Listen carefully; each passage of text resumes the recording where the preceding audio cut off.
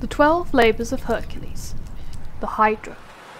Hercules was the son of Zeus and Alcmene, who was the granddaughter of the hero Perseus, the slayer of the Gorgon Medusa.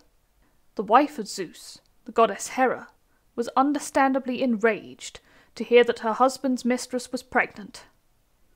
In revenge, she became determined to make life difficult for young Hercules. She used her supernatural powers to prevent Hercules from becoming the rightful ruler of Mycenae, instead installing the feeble Eurystheus. As soon as the baby Hercules was born, she sent 2 snakes to kill him in his crib. However, the demigod strangled them both to death. However, Hera would not give up.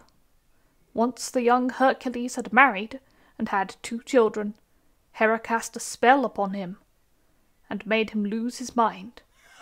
In a confused and angry state, he killed his own beloved wife and children. When he awakened from his temporary insanity, Hercules was shocked and upset by what he'd done. He prayed to the god Apollo for guidance and indeed begged for punishment for his terrible deed, even though it had really been no fault of his own. Apollo, the god's oracle of truth and healing, knew that Hercules had not meant to commit such an atrocity. But a sin such as that must still be cleansed. And so he told him he would have to serve Eurystheus, the king of Tiryns and Mycenae, for 12 years, in punishment for the murders, and perform 10 heroic labours, feats so difficult that they seemed impossible. Today we speak of one labour in particular, the second, where Hercules was sent to kill the great water snake, the Hydra, in the swamps of the Bay of Lerna. From the murky waters of the swamps, the Hydra would rise up and terrorize the countryside, a monstrous serpent with 9 heads, with deadly poisonous venom. The beast was far from easy prey, for one of the 9 heads was immortal, and therefore indestructible. Hercules set off to hunt the many-headed menace, but he did not go alone. His trusty nephew, Iolaus, was by his side. Iolaus, who shared many adventures with Hercules, accompanied him on many of the labours. Legend has it that Iolaus won a victory in chariot racing at the Olympics, and he is often depicted as Hercules' charioteer. So the pair drove to Lerna, and by the springs of Emymone they discovered the lair of the loathsome Hydra. First, Hercules lured the coily creature from the safety of its den by shooting flaming arrows at it. Once the Hydra emerged, Hercules seized it.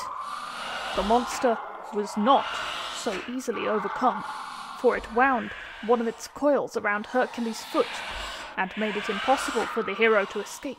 With his club, Hercules attacked the many heads of the Hydra, but as soon as he smashed one head, 2 more would burst forth in its place. To make matters worse, the Hydra had a friend of its own. A huge crab began biting the trapped foot of Hercules, quickly disposing of this nuisance. Most likely, with a swift bash of his club, Hercules called on Iolaus to help him out of this tricky situation. Each time Hercules bashed one of the Hydra's heads in, Iolaus held a torch to the endless tendons of the neck. The flames prevented the growth of replacement heads, and finally, Hercules had the better of the beast.